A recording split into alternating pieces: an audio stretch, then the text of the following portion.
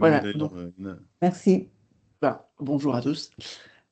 Aujourd'hui, pour ce dernier cours, même si c'est tout à fait propice à des échanges et à essayer de répondre aux questions que vous auriez, je voulais traiter des questions de spiritualité, religiosité et santé.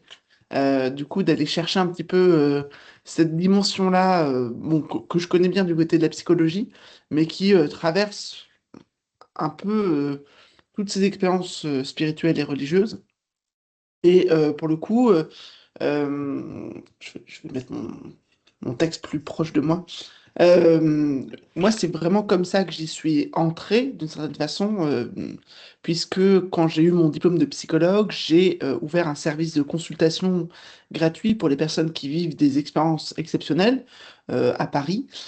Et j'ai accueilli comme ça des centaines de personnes pendant des années. Et effectivement, c'était une sorte d'alternative d'offre de soins par rapport à ce qui est proposé habituellement pour ce type d'expérience. Dans la culture occidentale, c'est la psychopathologie qui est l'explication la plus fréquente ou hégémonique des expériences qui sont autrement vues comme paranormales, exceptionnelles ou autres. Et ça, c'est en place depuis très longtemps dans notre société. On a, par exemple, quand le spiritisme a émergé au milieu du 19e siècle, tout un courant de la psychiatrie qui a vraiment surpathologisé ces expériences, surpathologisé aussi les gens qui pouvaient s'y intéresser, y croire, sans forcément l'avoir vécu. Et c'est donc vraiment resté une sorte de question psychiatrique très connotée. Si bien que, au fur et à mesure des choses, on a euh, cette forme d'autodiagnostic. Les personnes qui vivent ces expériences suspectent elles-mêmes qu'elles deviennent folles. Leur environnement, leur entourage peut également pencher de ce côté-là, et ça devient très difficile de savoir à qui en parler et que faire avec de telles expériences. Pour le coup, il y a un effet un peu rebond de tout ça, c'est que ces personnes qui vivent ces expériences vont être tentées de disqualifier le circuit médico-psychologique traditionnel en anticipant sur son incompétence, sur sa réticence à endosser de tels vécus, à les accompagner. Et il n'est pas rare que ces mêmes personnes dissimulent leur vécu, contournent ce circuit et s'orientent vers des visions du monde alternatives et des dispositifs de soins non conventionnels. Donc on a tout un circuit qui est mis en place, qui est très implicite, où finalement, quand on est psychologue, quand on est médecin, on entend peu parler de ces expériences, sauf quand elles sont extrêmement dramatiques et qu'elles nécessitent des soins importants. Par contre, ça fait vraiment le beurre de plein d'offres hum, complémentaires, alternatives, intégratives, qui vont par contre, accueillir à bras ouverts ces mêmes vécus. Du coup, l'approche, en ouvrant un service de consultation, on pourrait la trouver assez sulfureuse, assez subversive, si il s'agit de dire, bon, mais mes collègues sont incompétents, moi je vais faire quelque chose de mieux, je vais développer une pratique clinique qui traite correctement ces expériences inhabituelles, voilà, qui serait un petit peu dans une sorte de concurrence. Euh, de dire, ben, c'est pas forcément des symptômes, est-ce que ça ouvre pas vers d'autres dimensions de l'être? Et il y a finalement une sorte de ligne de crête, de partage entre le soin médico-psychologique conventionnel et ce qui serait de l'ordre du guidage spirituel. Beaucoup de ces personnes vont demander non pas d'être prises comme des patients, mais prises comme des êtres en pleine évolution qui se posent des questions d'orientation de vie plus existentielles, plus ontologiques, et qu'elles sont peut-être porteuses d'un supplément d'âme qu'il faudrait accueillir plutôt que des problèmes qu'il faudrait régler. Et là, voilà, ça pose un certain nombre de questions sans qu'il y ait encore de consensus sur les meilleures pratiques à mettre en place pour de telles expériences, mais je sais que certains de mes collègues travaillent en coordination avec des guides spirituels, avec des praticiens du paranormal qui ont des approches et des référentiels beaucoup plus hétérodoxe. Et donc, ce dont je vais vous parler, c'est un petit peu de points comme ça, de repères par rapport à ces sujets. Donc, si on aborde ces expériences dans le cadre de la santé physique et mentale, comment on peut en fait se situer, quelles sont les offres disponibles et sur le plan scientifique, quels sont les points de repère qu'on pourrait avoir.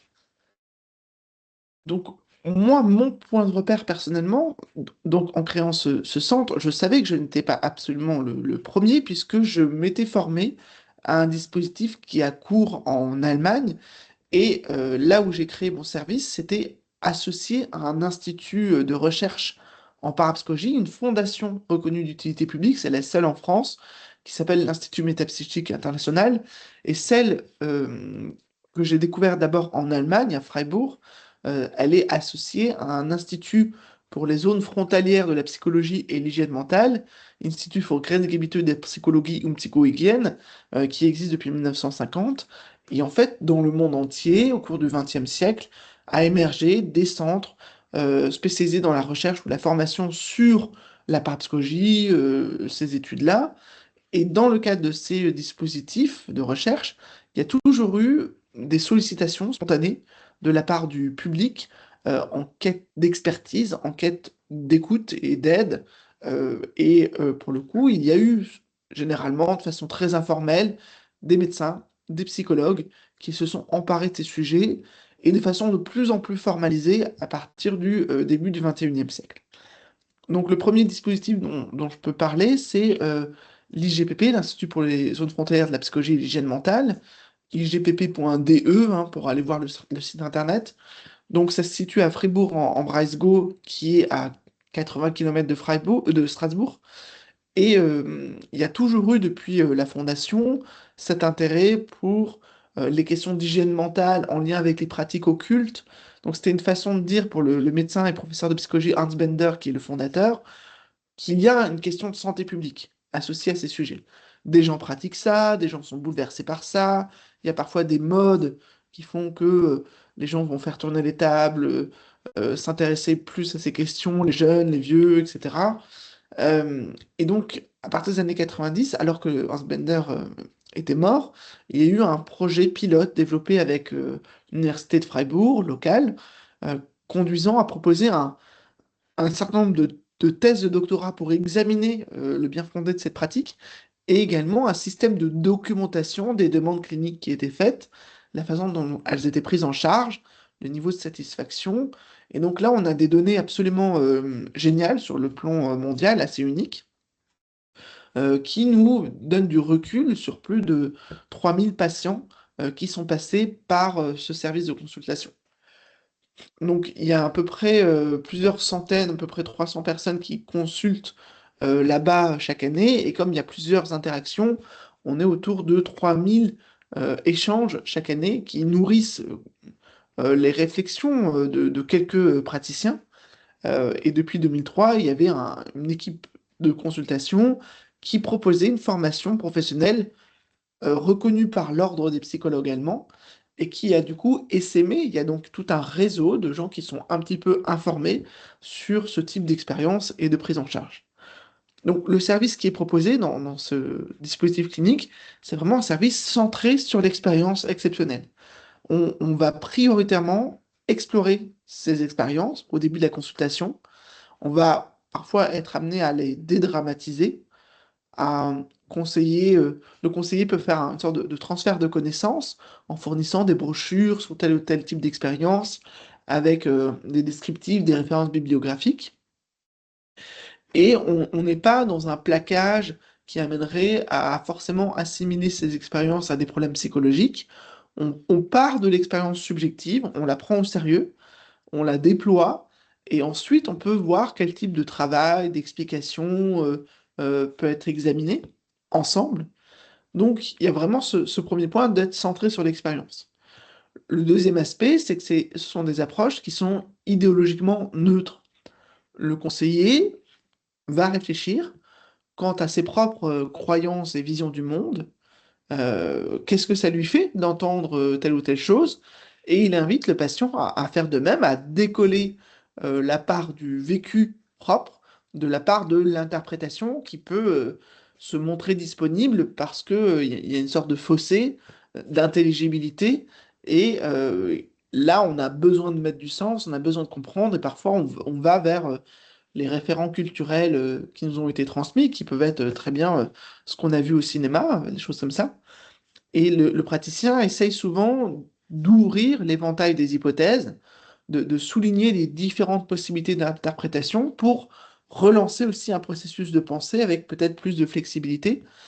Et il propose d'explorer conjointement ce qui s'est passé et de clarifier aussi les limites de la science dans ce domaine. Il n'y a peut-être pas tout qui est explicable, mais voilà, c'est fait d'une façon non dogmatique.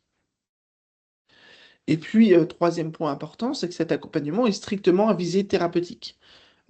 Si ces expériences sont le motif de la démarche, euh, elles prennent tout leur sens au sein d'une situation de vie spécifique. Donc, on essaye de resituer le vécu ou les vécus dans des contextes. Et donc, ça demande aussi, et ça, c'est une alliance hein, à créer, que la personne parle aussi d'elle-même, explique ce qui a pu se passer avant, ce qui a pu se passer aussi dans son enfance. Et donc, on essaie de saisir les enjeux qu'il y a autour de cette expérience ou les répercussions de cette expérience dans la vie. Et c'est ça aussi qui permet de montrer que ces expériences sont des éléments significatifs dans un cycle de vie et, et qu'elles prennent vraiment toute leur portée dans un cadre plus large. Et c'est vrai que c'est pas évident toujours parce que la personne a peut-être peur de la psychiatrisation, de la psychologisation de son expérience. Et là, pour le coup, bien sûr, on est intéressé pour savoir euh, quelle était la forme du fantôme et à quelle heure il est arrivé, mais on veut aussi comprendre quels sont les autres aspects de la vie psychique et d'ouvrir comme ça des nouvelles perspectives qui vont donner des nouvelles possibilités d'action. Est-ce que finalement ce fantôme vous dérange, il vous dérange pas, à qui il vous fait penser, est-ce qu'il y a une problématique de deuil derrière, des choses comme ça. Donc c'est un accompagnement qui vise à préparer parfois des thérapies plus approfondies où finalement tout a été révélé par l'expérience exceptionnelle, mais ce n'est pas la question qui est travaillée en thérapie. On va travailler par exemple un abus sexuel infantile ou d'autres problématiques en ayant essayé de comprendre les émotions qui sont associées aux phénomènes qui sont en jeu. Donc voilà, moi j'ai fait un stage pendant 6 mois dans le cadre de mes études de psychologie là-bas. Et une fois que j'ai eu mon diplôme, j'ai souhaité créer la même chose au niveau de la francophonie. Et donc, avec mon collègue Thomas Rabéron, qui est professeur de psychologie à Lyon actuellement, on a d'abord créé un service d'orientation et de soutien pour les personnes sensibles aux expériences exceptionnelles. Donc, le sigle s'est donné SOS Psy, et on l'a fait au sein de l'Institut métapsychique international en 2007, qui est donc une fondation dédiée à la recherche en parapsychologie. Et pour le coup, elle était sollicitée par des gens en permanence qui voulaient un peu être éclairés sur leur vécu. Et on a essayé de mettre en place le même type de service de consultation, mais on avait moins de moyens, donc moins de visibilité, moins aussi de systèmes de documentation prêts à servir. Et notre approche thérapeutique, elle était davantage orientée vers la psychodynamique, la psychanalyse. Et au bout d'un certain temps, on a extrait ce service gratuit de la fondation parce qu'on s'était rendu compte que ça créait des confusions.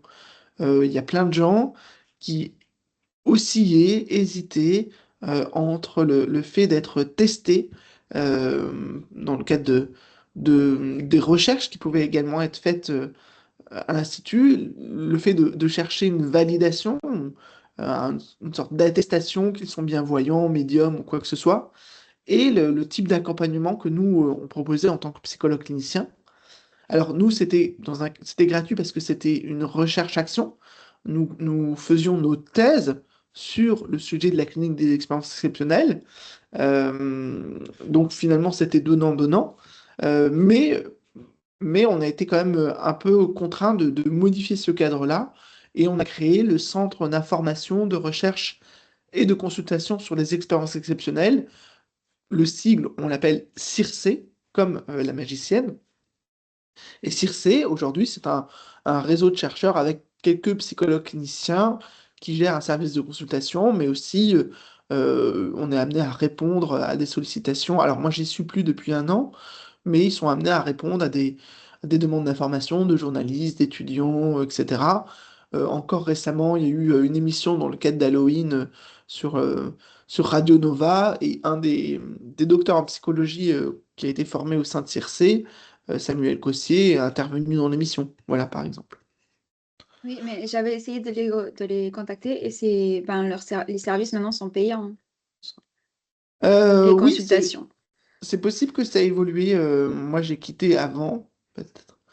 Il y a souvent en fait une sorte de démarche qui est premier entretien un petit peu de débroussaillage tout à fait gratuit, et après, selon Oui. vers quoi on s'oriente, si c'est plutôt contribution de témoignages de recherche, des choses comme ça, ça peut continuer à rester gratuit. Et si c'est un accompagnement thérapeutique, comme ce sont des psychologues tout à fait classiques qui ont une pratique privée par ailleurs, oui, ça peut donner lieu à quelque chose de payant. Mm.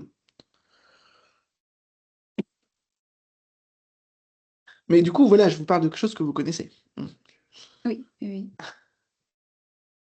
Euh, je vais peut-être donner quelques diapos pour étayer tout ça, puisque voilà, donc on a ces deux services-là, et ensuite ils ont, il y a aussi, enfin, tout le background. Alors je vais chercher un petit diapo pour peut-être étayer tout ça.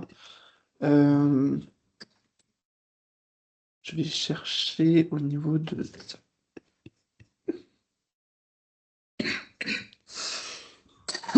excuse-moi.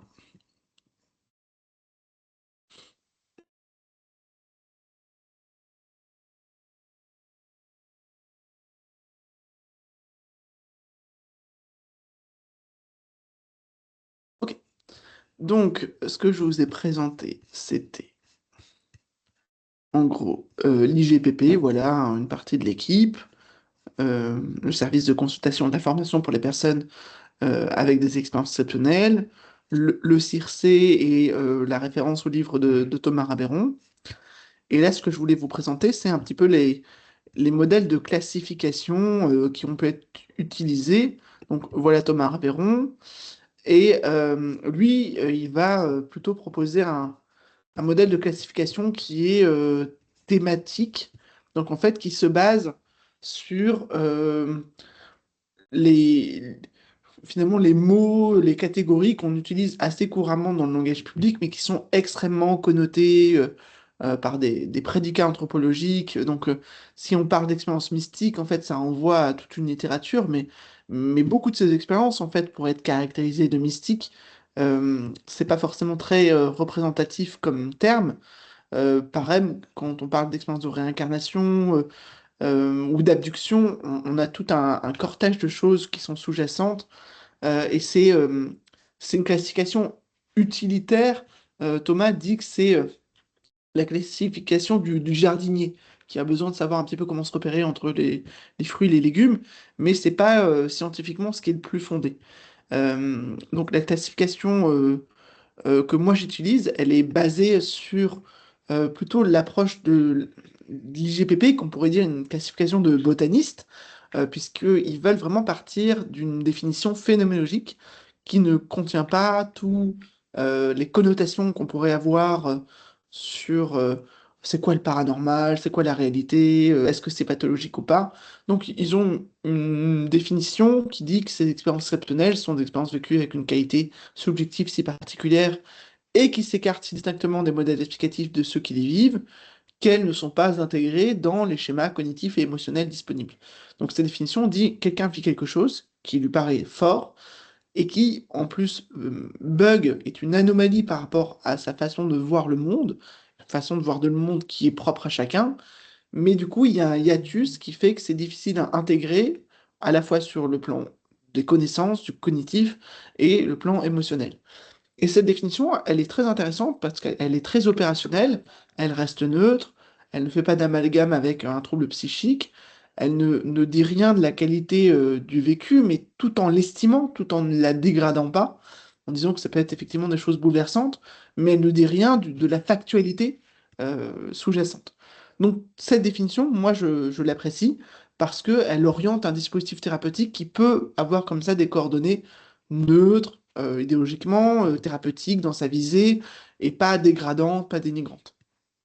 Et ce que font les chercheurs allemands, notamment Wolfgang Farr, qui est actuellement le directeur de ce service de consultation et qui a fait sa thèse sur le sujet, c'est de partir d'une théorie de la représentation mentale d'un philosophe Thomas Metzinger, qui lui a même vécu une expérience de sortir du corps, qui l'a amené à réfléchir en tant que philosophe de l'esprit à ce que ça pouvait vouloir dire. Et Thomas Metzinger, il propose un système assez simple. On crée tous un modèle de la réalité. On n'a pas accès à la réalité stricto sensu, on filtre la réalité avec un modèle qui est plutôt stable et qui est construit par couches avec nos apprentissages et nos expériences personnelles.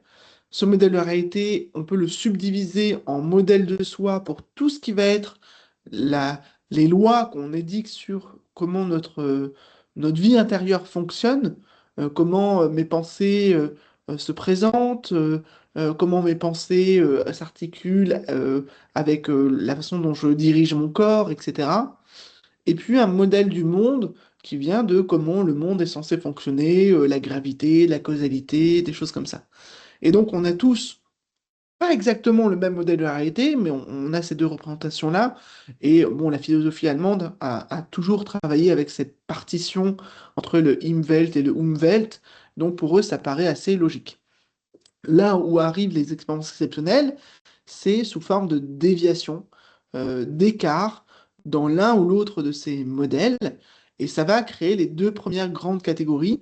Les gens vont dire, ben, en moi, j'ai des sensations, j'ai des pensées, j'ai des voix, j'ai des humeurs que je ne reconnais pas comme normales, ordinaires, comme miennes. Voilà, j'entends des voix, je ressens des choses qui sont pas des choses que j'aurais dû ressentir. En tout cas, je ne comprends pas leur source. Et donc là, on va parler de phénomènes internes, première grande catégorie.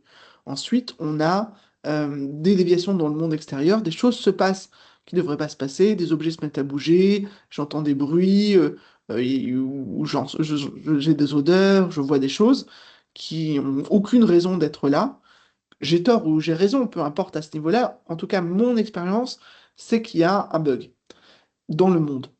Et là, ça devient les phénomènes externes. Donc on a les deux grandes catégories qui se distinguent comme ça. Et ensuite, on va avoir deux autres catégories, on en a quatre principalement, hein, qui vont couvrir 95% des expériences exceptionnelles. Et ces deux grandes catégories, c'est le fait qu'habituellement, mon monde intérieur et le monde extérieur sont en corrélation. C'est-à-dire, ils se combinent plus ou moins bien, mais ils se combinent. J'ai toujours une corrélation psychophysique qui combine par exemple ma pensée avec la façon dont mon corps fonctionne. Donc si je décide de lever mon bras et qu'il se lève, ça va, c'est correct. Je comprends un peu l'acte de volonté qui se traduit sous forme musculaire. Par contre, si mon bras se lève et que j'avais pas du tout intimé l'ordre qu'il le fasse, là, j'ai une sorte de déconnexion entre ce qui est normalement connecté entre le soi et le monde. Et cette déconnexion, tout simplement, on parle de dissociation. Donc, c'est des corrélations qui, là, se déconnectent. Donc, on est sur le niveau inférieur de ce modèle. C'est pour ça qu'il y a un moins. Euh, ces dissociations, ça va être des automatismes psychomoteurs, de la paralysie du sommeil, des expériences de sortir du corps, des expériences de mort imminente, etc. Ensuite, on a l'autre catégorie, c'est les connexions habituelles entre ce monde et moi. Donc, le monde peut m'influencer, je peux entendre quelque chose et puis du coup, je peux m'y mettre à y penser. Mais c'est quand même trop bizarre quand je pense à quelque chose et que là, ça surgit à la télé, à la radio, ou alors il y a une affiche où la personne, elle vient d'arriver. Et un exemple, c'est je pense à quelqu'un que je n'ai pas vu depuis des années, puis boum, il est en train de m'appeler quelques secondes plus tard. Donc là, il y a de l'hyperconnexion entre des choses qui sont normalement, d'après mon modèle de la réalité, déconnectées. Je ne peux pas, par ma simple volonté, ma simple pensée, modifier la réalité normalement. Et donc, tous ces phénomènes de coïncidence significative, on va en distinguer plusieurs types. Ce sont des perceptions extrasensorielles quand il y a un vécu sensoriel, je le sens, je l'entends, j'ai un flash, j'ai une intuition de la chose avant qu'elle survienne. Il y a des oracles quand je vais utiliser des mancies, tous les systèmes qui basés sur le hasard ou basés sur d'autres mécanismes comme le spéculum, le reflet, vont me guider, me faire converger, en fait, vont créer une coïncidence vers un événement objectif. Et puis, il y a les coïncidences significatives où on a l'impression que ce sont deux éléments objectifs qui se combinent sans que je passe par ma subjectivité, mon intériorité. Euh, Par exemple, je vais en vacances à la plage et là, la serviette juste à côté de moi, c'est mon collègue du bureau. Personne ne s'est parlé de où on allait se rendre et on se rend compte tous les deux objectivement que le monde est petit et c'est incontestable, mais j'ai pas eu forcément la prémonition que j'allais le rencontrer. Donc, toutes ces expériences-là, euh, toutes les expériences exceptionnelles se rangent assez facilement dans ce modèle qui est assez bien pensé, assez, assez rigoureux dans sa formalisation et qui couvre 95% des expériences que les gens présentent. Et on va dire que les 5% restants, c'est ce que Wolfgang Farr appelle les expériences acatégorielles ou non catégorielles, et notamment les expériences mystiques où les repères que sont le soi, le monde, l'espace, le temps ont tendance à se diluer, à se fusionner, et du coup, on ne peut plus raisonner de façon catégorielle. Voilà. Alors, j'essaie de me remettre sur mon texte. Voilà, donc ces classifications sont assez utiles d'une certaine façon, puisque qu'est-ce qu'une expérience exceptionnelle? Eh bien, c'est une expérience qui se présente comme une défaillance du filtre habituel des systèmes mentaux qui me servent à construire mes représentations. Là, pendant un moment, peut-être que ça va se résorber, hein, il y a une déviation et mon modèle n'est pas ajusté. Je suis obligé de faire un travail qui va peut-être consister à élargir le modèle que je peux avoir de la réalité. En tout cas, il y a un moment de doute. Est-ce que mon modèle du monde est faux? Est-ce que moi-même, je me suis trompé? J'ai halluciné? Je suis en train de dérailler complètement?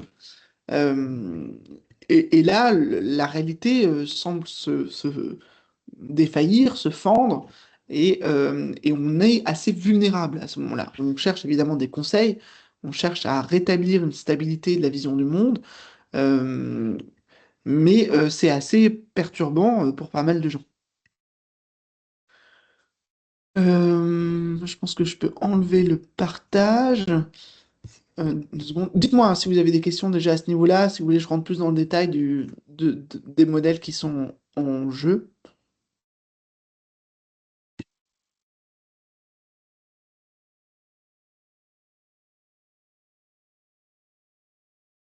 Je Ça sais plus traite si... aussi du coup la question, par exemple, des flammes jumelles, tout ça, enfin ce genre de choses, les connexions entre les personnes. Oui, tout à fait. Alors, c'est devenu un truc New Age qui a conduit aussi à générer des dérives sectaires, hein. On a un documentaire, je crois, sur Netflix à ce sujet. Euh, mais les flammes jumelles, oui, les gens vont pouvoir avoir des impressions que ben, ils pensent la même chose en même temps, ils arrivent à savoir ce que l'autre est en train de dire. Il y a des questions de leur trajectoire de vie où ils rencontrent des parallèles. Euh, Ça peut être utilisé aussi pour associer les gens sur un niveau amoureux. Et donc, oui, il y a des couples qui sont créés par des coïncidences faramineuses, quoi, parce que elles auraient jamais dû se trouver à cet endroit-là. Il y a des choses qui les poussent et qui créent des belles histoires. Donc, on a quelques coïncidences significatives qui sont vraiment dans la catégorie des grandes relations qui peuvent se conduire, mais aussi inversement, quand il y a des liens amoureux qui ont du mal à se mettre en place, à se dire, à s'avouer, eh bien, il y a une tension qui peut se résoudre à travers des coïncidences. Donc, il y a un cas comme ça que je présente aux étudiants d'un mec qui est un peu en dépression et qui recontacte la psy qu'il avait déjà soignée. Bon, il se pose des grandes questions existentielles à ce moment-là. Et là, la psy lui dit, bah, ok, pas de problème, mais là, je suis pas disponible avant un mois. Donc, bon, je vous accueille d'ici un mois. Et donc, bon, il se met à réfléchir et à écrire une petite lettre, quoi, là, un petit peu pour mettre en ordre ses idées. Et il sort du bar dans lequel il écrivait la lettre et il pouvait aller à droite pour aller la poster, parce qu'il avait un peu le temps. Et puis, en fait, il est pris comme ça d'une chose qu'on appelle le briseur d'habitude. Il a l'intuition qu'il faut plutôt aller à gauche. Bon, il va à gauche et il se dit j'ai du temps là avant d'aller chercher les enfants à l'école. Je vais aller prier à la cathédrale. Il est à Toulon. Et en fait, quand il arrive au niveau de la cathédrale, il y a une procession funéraire et il se dit bon, moi je vais peut-être pas aller déranger. Et donc il se sent presque guidé, tiré à continuer son chemin jusqu'au centre commercial. Et là, boum, de la même façon, il se retrouve arrêté à un angle de la place et vient vers lui deux personnes. Et il les voit de loin, en fait, il les distingue pas tout de suite, mais ils viennent, et puis du coup, ils sont amenés à se croiser, et c'est sa psy et son ami.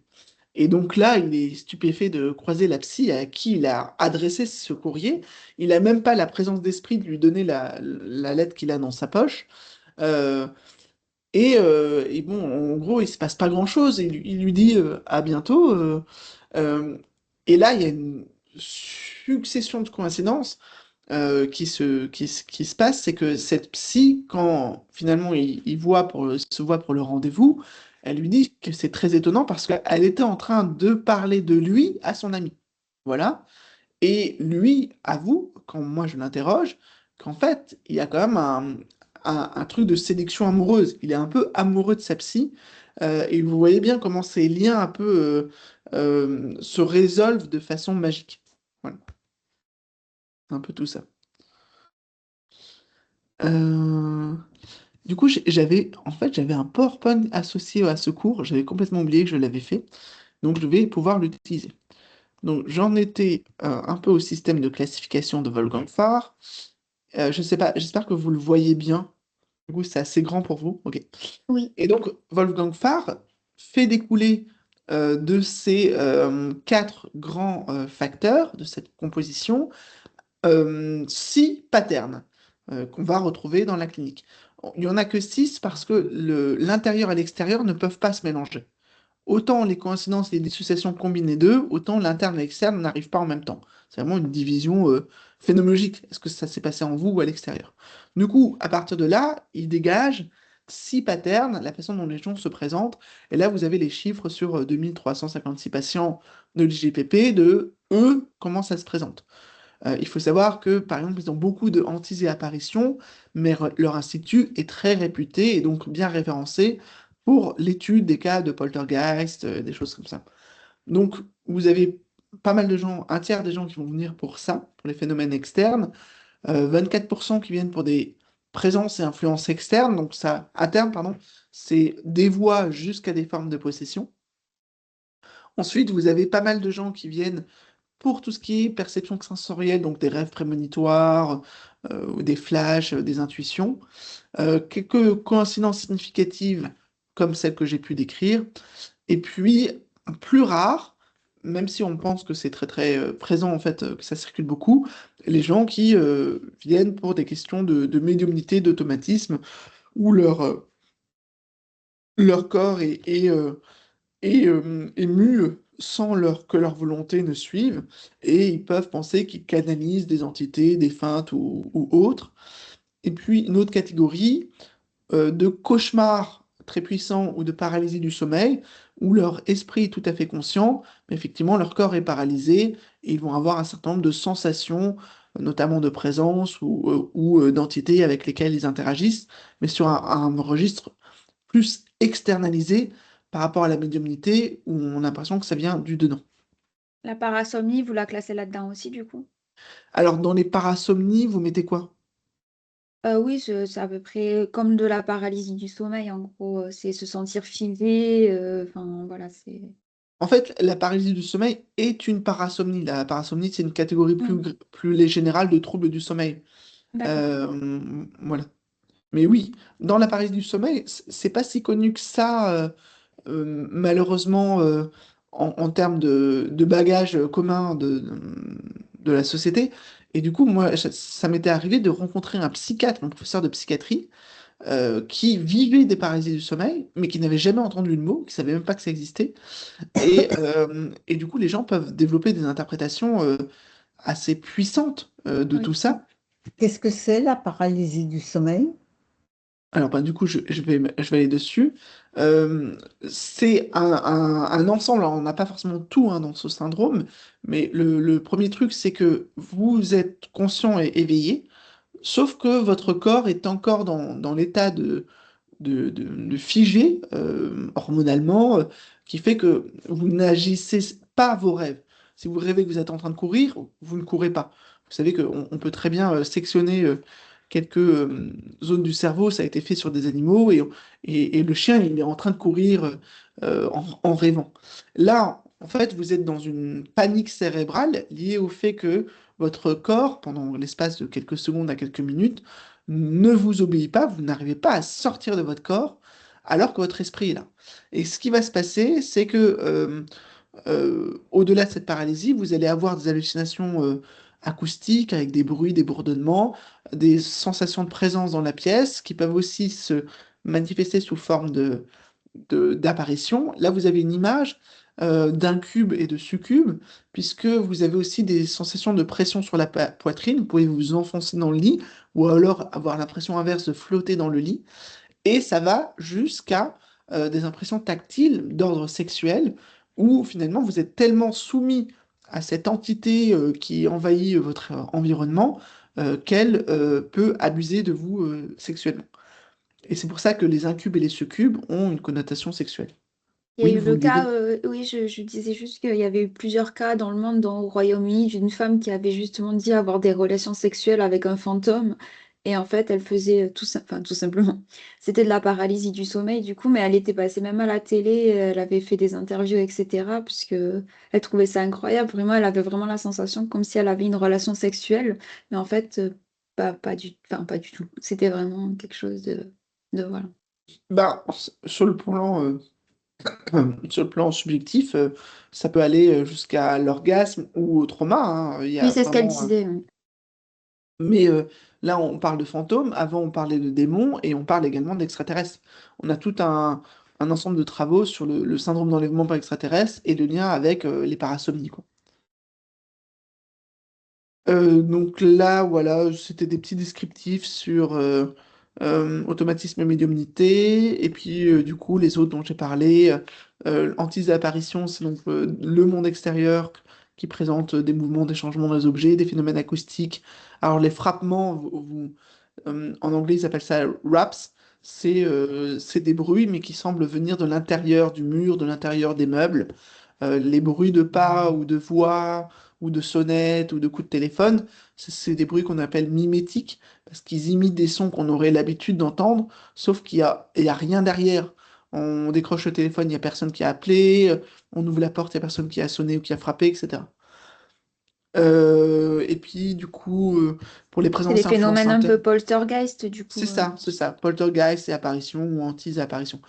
Le mot poltergeist, qui vient de Luther, vient dans une idée de lutter contre les démons qui sont très présents sur Terre et qu'il ne faut pas oublier. Donc c'est très connoté religieusement et en fait les Allemands, ils n'utilisent pas vraiment ce mot, ils disent, ils ont un verbe qui est spuken, donc ils vont dire es spook ou ein Spuk, et donc c'est un phénomène de hantise, de troubles bruyants qui dérangent un lieu. Voilà. Oui, comme on dit, esprit frappeur chez nous. Voilà, esprit frappeur, c'est une sorte de traduction de ça. C'est ça. Mais en fait, la base, c'est plutôt la sensation de présence qui est plus fréquente. Et après, en termes de manifestation, ça prend plein de formes différentes. Voilà, les écarts, moi. Nanana, donc la perception sensorielle qui peuvent être liées avec le futur, le présent, le passé, avec l'esprit, les états internes d'une autre personne. Enfin bon, voilà, j'ai un peu décrit grosso modo tout ça. Alors, oui, bon, après, mes slides sont vides, donc ça sert à rien, je vais couper. Mais ce dont je veux parler, c'est justement les problèmes que ça va poser en termes de diagnostic différentiel, en termes de qu'est-ce qu'on fait quand on est clinicien ou quand on s'interroge sur la santé des personnes qui présentent ces expériences. Et là, il y a vraiment plein de courants. Donc, je disais, le discours psychiatrique habituel, c'est un discours qui est pathologisant, voire surpathologisant. On a continuellement une tendance à interpréter avec les classifications psychiatriques internationales ces mêmes expériences sous l'angle de la psychose, notamment. Et du coup, c'est vrai que c'est pas très subtil et ça permet pas de démêler très bien ces expériences d'autres expériences pathologiques. Et pour le coup, il y a une sorte de contre-courant, enfin, il y en a plusieurs, et notamment un sous-courant, une sous-discipline de la psychologie qui s'appelle la psychologie transpersonnelle, veut éviter cet amalgame des expériences spirituelles exceptionnelles avec l'expérience pathologique, et donc elle les rebaptise transpersonnelles, ce qui est vraiment une forte réflexion, une démonstration de pourquoi un tel serait transpersonnel et pas l'autre. Et vous avez dans les années 70-80, dans le courant d'émergence du développement personnel du New Age, cette psychologie transpersonnelle, notamment autour d'un chercheur qui s'appelle Stanislas Grof et de sa femme Christina, ils vont créer un Spiritual Emergency Network, donc un réseau sur l'émergence spirituelle, mais emergency en anglais peut dire émergence ou urgence. Donc on a une ambiguïté qui est voulue de dire, ben voilà, ces gens sont désemparés par rapport à ce qu'ils traversent, et peut-être que c'est une évolution, une épreuve spirituelle dont ils sortiront grandis et enrichis. Ils vont parler de spiritual growth, de croissance spirituelle, ou alors, effectivement, c'est très déstabilisant, ça peut être interprété de façon pathologique, et notamment quand c'est pas résolu, quand c'est mal pris en charge, ben ça peut conduire à des nécessités de soins. Et la question qu'il pose, une question en fait qui s'étale sur des millénaires, il y a un chevauchement entre ces expériences spirituelles et la psychopathologie. On ne peut pas, d'un coup de cuillère à peau, en claquant des doigts, diviser, trier les choses. Parce que ces expériences ressemblent à un symptôme clinique connu. Quand quelqu'un voit un fantôme, ben, on peut parler d'hallucination. Quand quelqu'un prétend qu'il a un flash de comment qu'il va y avoir un accident et qu'il risque gros et qu'il faut absolument qu'il prévienne l'accident, ben, c'est une idée qui n'a pas de source rationnelle, donc on peut parler de délire. Et donc sous un angle historique, il y a un partage, il y a des luttes déjà très anciennes entre le territoire de la médecine et le territoire de la religion, entre ce qui serait du naturel, du préternaturel et du surnaturel. Et ces mêmes expériences, ces mêmes phénomènes font l'objet d'une double description et médicale et religieuse. Et pour le coup, moi je voulais reprendre ça un peu historiquement sur la notion de discernement des esprits, discernement spirituel, qui aboutit aujourd'hui à des questions plus de diagnostic différentiel, mais qui a déjà un historique assez creusé.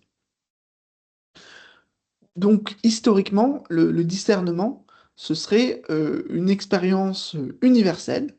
L'homme doit être capable, à la croisée des chemins, de choisir entre le vice et la vertu, de reconnaître la valeur secrète, le prix mystérieux qui serait attaché à ces alternatives. Donc le discernement est présent sous diverses formes dans l'ensemble des traditions religieuses, mais dans le cadre judéo-chrétien, ça a pris une certaine extension et c'est devenu le moyen d'évaluer des manifestations étranges, à commencer par celles autour de Jésus, lui-même incitait les hommes à pratiquer le discernement pour savoir si les miracles qu'il produisait étaient d'origine divine ou diabolique. Donc il incite comme ça à développer cette capacité de discernement des esprits. Et la Bible va placer ainsi les esprits, qu'ils soient bons ou mauvais, comme étant à la source de nombreux phénomènes étranges. Et par la suite, chez Saint Paul, le discernement des esprits, cette capacité à faire le tri, devient un charisme, c'est-à-dire un pouvoir mystique qui est le propre de certains élus. Certains élus sont capables de reconnaître l'œuvre de Dieu et la part du diable. Et donc ceux qui seraient doués de ce charisme pourraient discerner le secret des cœurs, et ça leur permet notamment de prophétiser l'avenir en se basant sur la perception des tendances cachées. Donc on a ça pendant un temps en théologie, mais ce charisme va pas faire l'objet d'une doctrine systématique. Et au fil des siècles, ce discernement des esprits va devenir une sorte de savoir théologique où on peut discuter rationnellement dès qu'on est face à un phénomène d'apparence surnaturelle ou préternaturelle, est-ce que c'est le Dieu, le diable, etc. Et donc il va y avoir des listes de critères qui sont élaborées, et Thomas d'Aquin va rebaptiser ce discernement spirituel discretio spiritum, la prudence ou la discrétion infuse, et il va l'appliquer dans un cadre scolastique pour discerner des vrais et des faux prophètes, des visions qui seraient inspirées par des bons ou des mauvais anges. Et en 1671, vous avez le cardinal Giovanni Bona qui va parler d'un discernement acquis. Donc il y aurait ce don chez certains, mais d'autres pourraient l'acquérir. Il y aurait une sorte de programme de recherche pour discuter quels sont les bons critères, savoir comment les appliquer, et du coup ça fait l'objet d'un savoir. Et donc à partir de là, du XVIIe siècle, euh, il veut...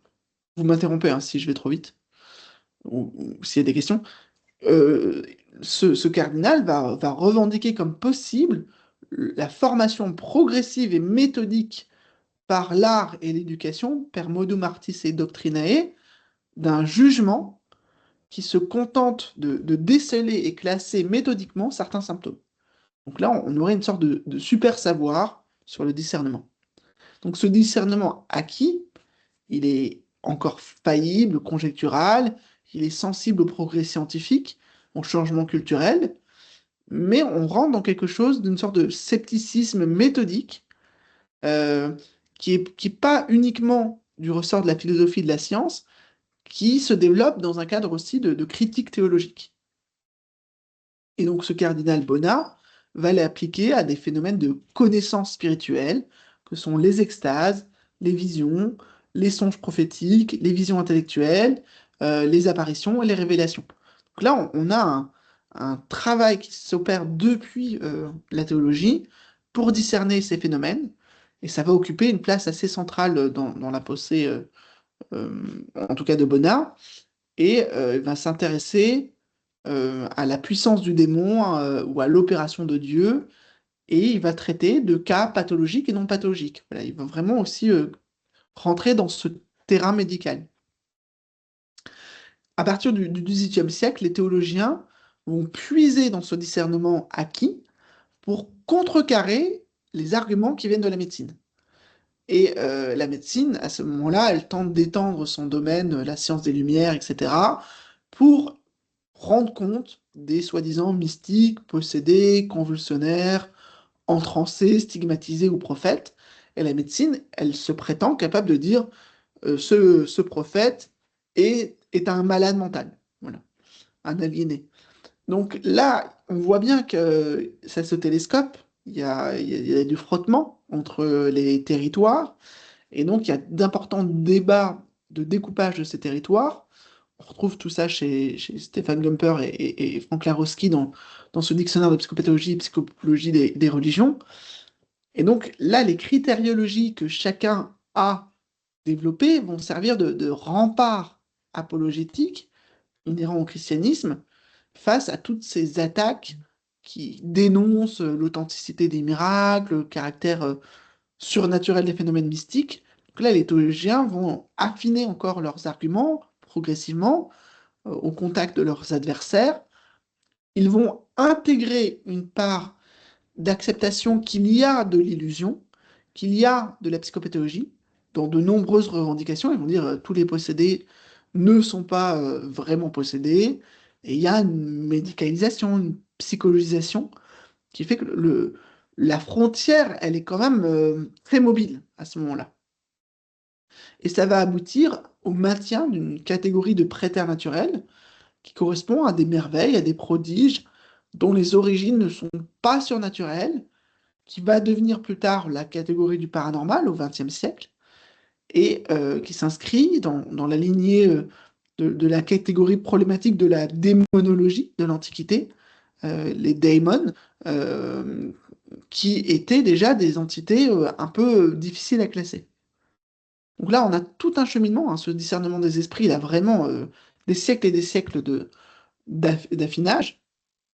Et au XXe siècle, l'hégémonie explicative des religions, y compris en matière de miracles et de prodiges, elle régresse énormément et elle est remplacée par l'hégémonie d'une science matérialiste, très réductionniste.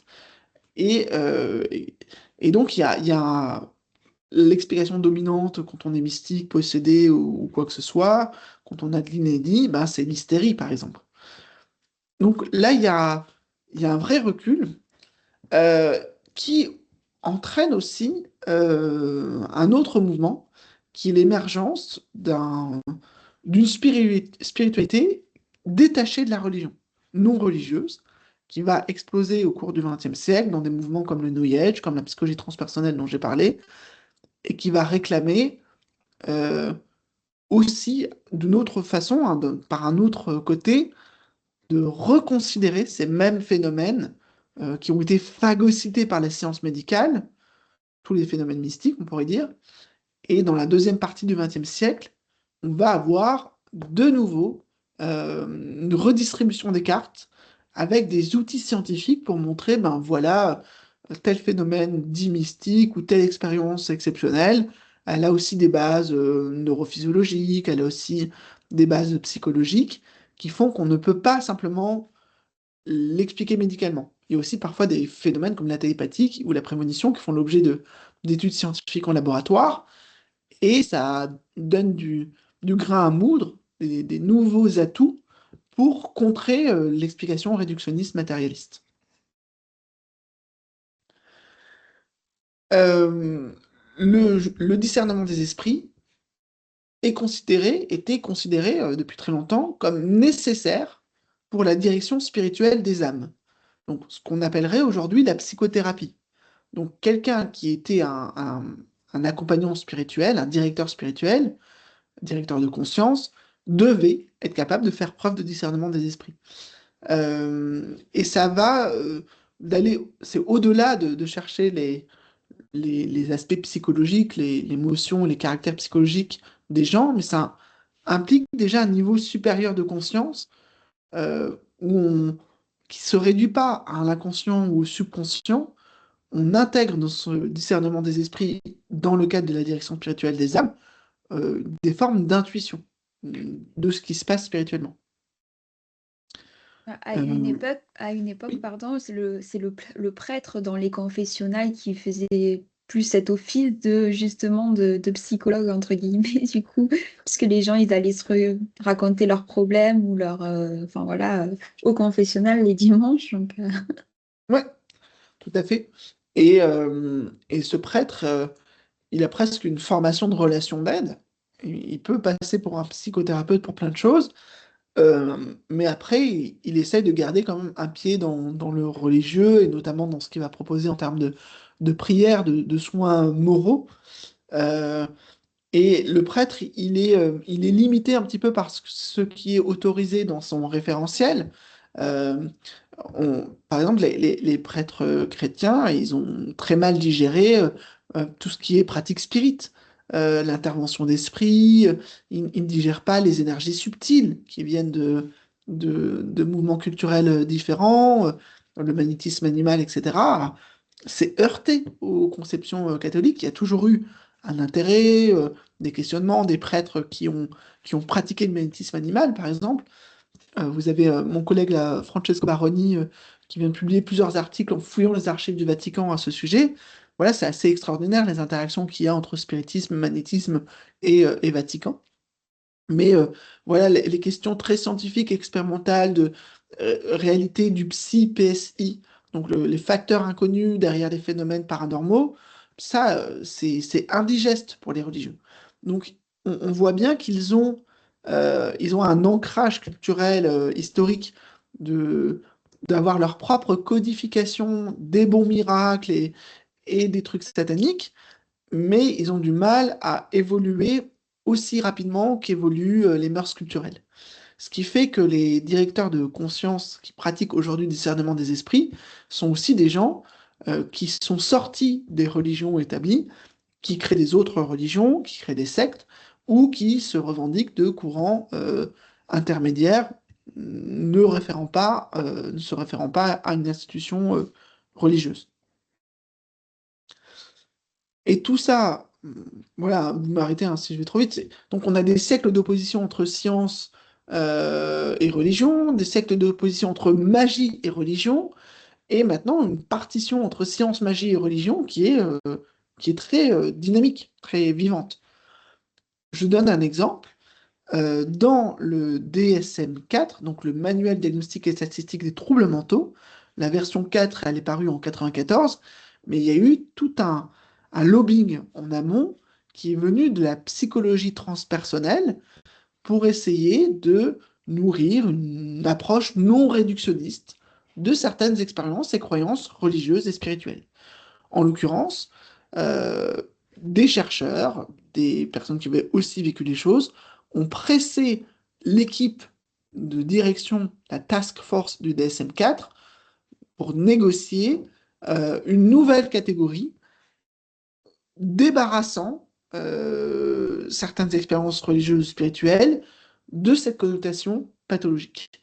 Et en l'occurrence, ils ont défendu que les expériences de mort imminente, les expériences d'enlèvement par les extraterrestres, ne pouvaient pas être considérées sous l'angle de la psychose ou de la pathologie en général.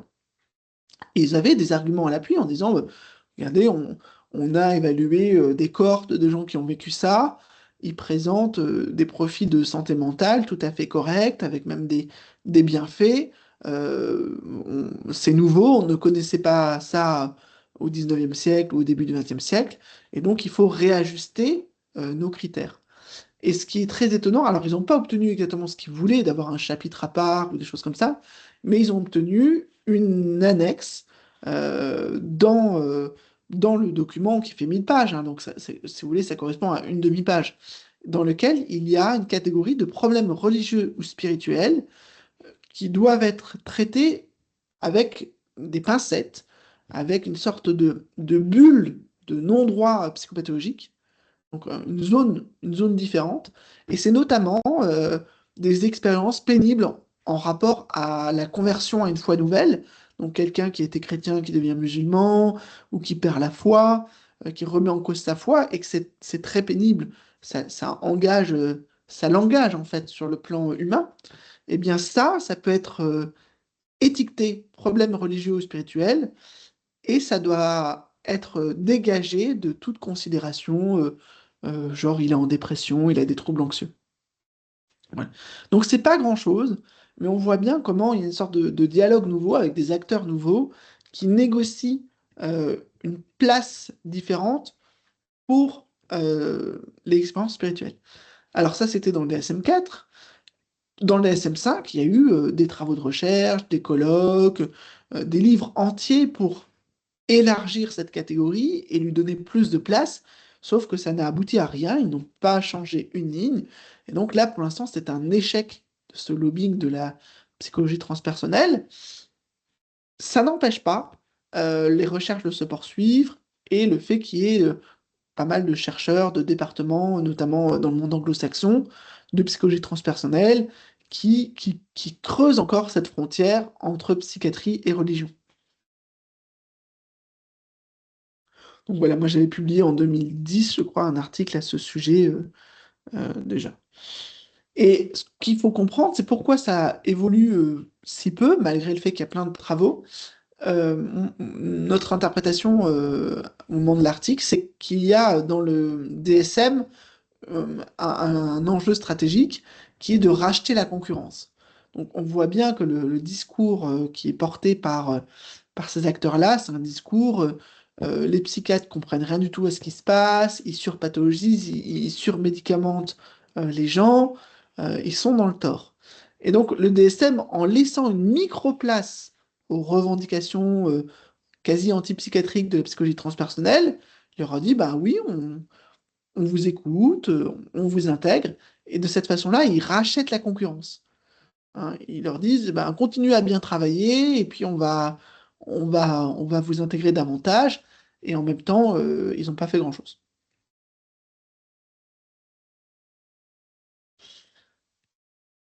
Donc, on est toujours dans une configuration actuellement où les gens sont coincés par un discours qui est sur ces expériences surpathologisant. Donc il y a un risque de stigmatisation très forte si une personne vient témoigner d'une expérience exceptionnelle, parce que c'est un signe de folie, majoritairement dans la pensée publique. Et c'est implémenté, c'est intégré implicitement, puisque les gens font cet autodiagnostic. Je vis telle expérience, donc je dois être taré, ou les gens vont penser que je suis taré. Et du coup, ça conduit fréquemment à passer sous silence cette expérience par peur des réactions de l'entourage et des professionnels. Et on a une sorte de censure qui touche au plus intime. Et un sociologue allemand, Michael Schecht, a montré que finalement c'est très circulaire. Et comme les gens s'autocensurent, on a une façon de présenter ces expériences qui se fait plutôt dans le cadre privé, qui se fait plutôt en se présentant face à l'auditoire de façon très rationnelle, très sceptique, en disant, vous savez, moi j'y croyais pas, mais j'ai vécu ça, j'étais pas tout seul, j'ai des preuves. Et donc on essaie d'étayer la factualité du vécu, et ils ont bien repéré que la façon dont les gens se présentent, quand ils parlent de leur expérience, ils se présentent de façon blindée. C'est une forme de communication très défensive, euh, très sécurisante, où ils essaient de se normaliser dans la narration, euh, éviter de donner une impression d'arrogance.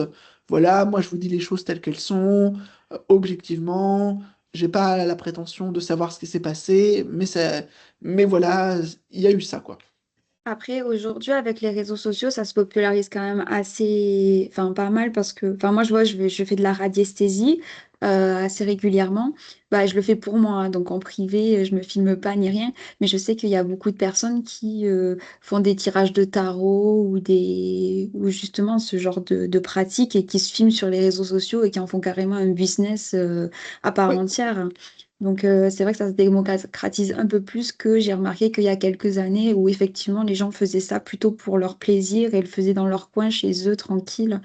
Et maintenant, il y a même des personnes qui font des consultations justement de tirage de tarot ou de communication, voilà, qui tout font à fait. carrément tout autour, oui, qui montent des entreprises en rapport avec ça. Oui, et c'est vrai que l'évolution avec Internet, c'est que les minorités sont plus visibles.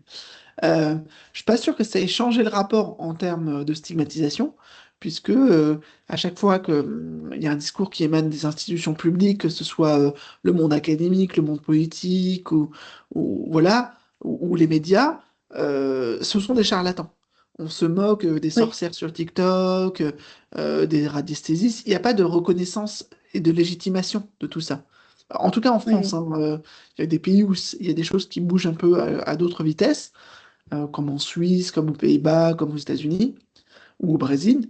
Mais là, chez nous, C'est on- encore très fermé, oui, oui. ouais, on a des relais, on peut consommer les praticiens du paranormal, les produits, les livres. Donc, par exemple, le développement personnel, c'est un tiers des livres qui sont vendus en France.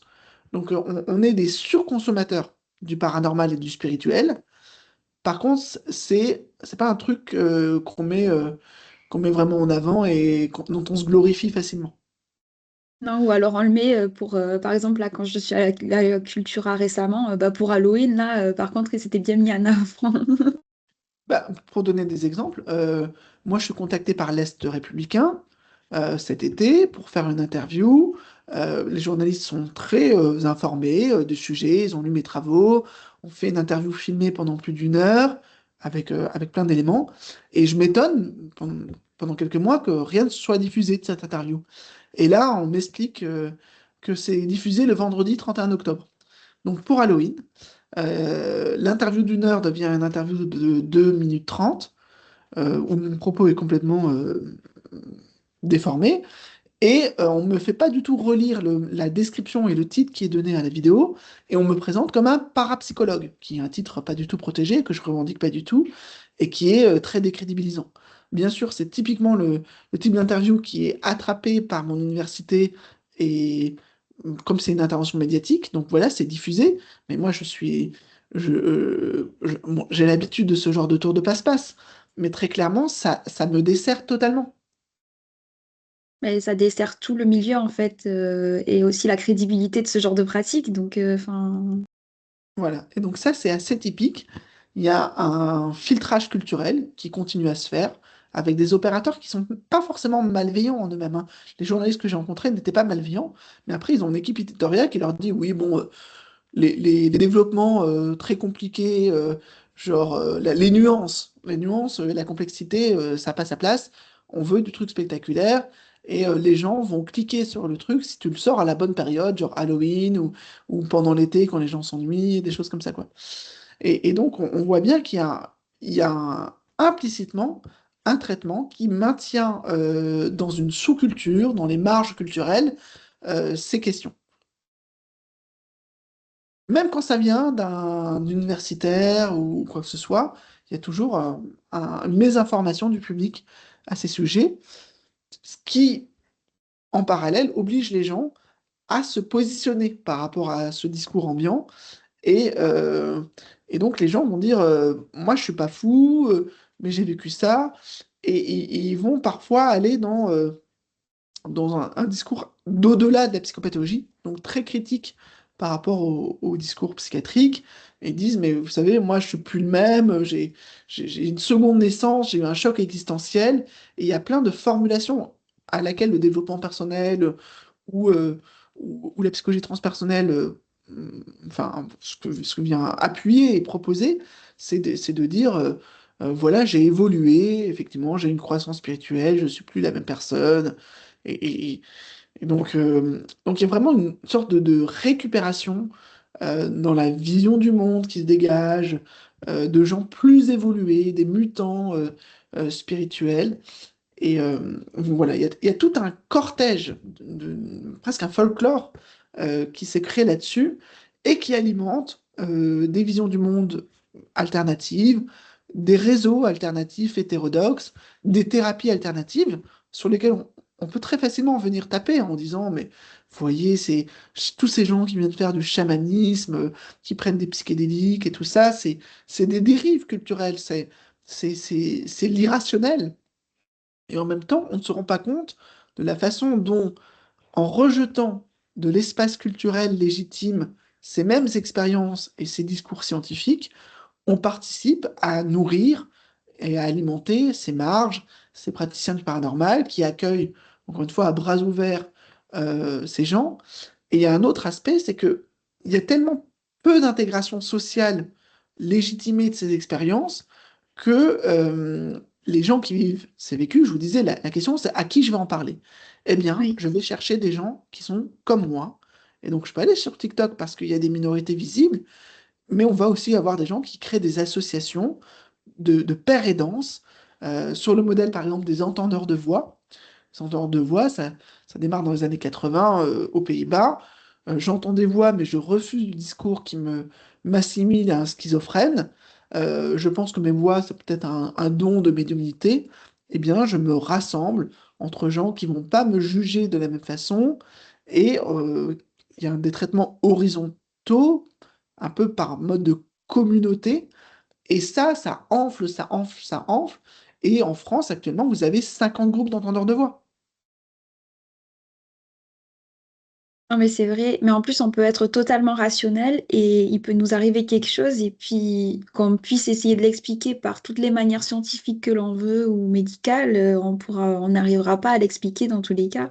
Mais c'est vrai que c'est toujours compliqué de savoir à qui on peut s'adresser parce que moi, je me rappelle quand on était allé avec mon ami au château de Fougeray, on a vécu des choses et c'est vrai que juste après, ben, à part parler avec les propriétaires ou éventuellement les visiteurs qui étaient avec nous, ben, en soi, on savait pas vers qui, parce qu'on s'est dit, bon, on va nous prendre pour, bah oui, pour des zinzins. Voilà, c'est exactement ça. Et ce qui fait que, ben, je vous ai parlé de services de consultation, ben oui, il y a une sursollicitation parce que l'offre est extrêmement maigre par rapport au nombre de personnes qui vivent ces expériences. La prévalence est très élevée, hein, des expériences exceptionnelles. Les croyances sont très élevées. La consommation culturelle, avec les dégâts, hein, que ça peut créer, elle est très importante. Et derrière, c'est une prise en charge, et une prise en charge d'un point de vue global, c'est-à-dire comment notre société gère cette question.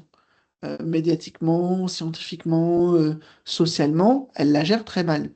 Et, et, euh, et du coup, ça entretient par cette série de processus psychosociaux très circulaires à l'émergence d'un discours qui vient disqualifier la psychopathologie dans l'abord de ces expériences et qui vient, du coup, contrer ce monde social. Donc, on nourrit la fracture sociale, on pourrait dire, entre le fait que c'est bon, on a bon dos de discréditer tout ce paranormal, ce merveilleux, ce surnaturel et ces gens un peu naïfs qui je sais pas, utilisent des pierres pour se soigner ou croient qu'il y a des énergies subtiles ou qu'il y a un fantôme dans leur maison.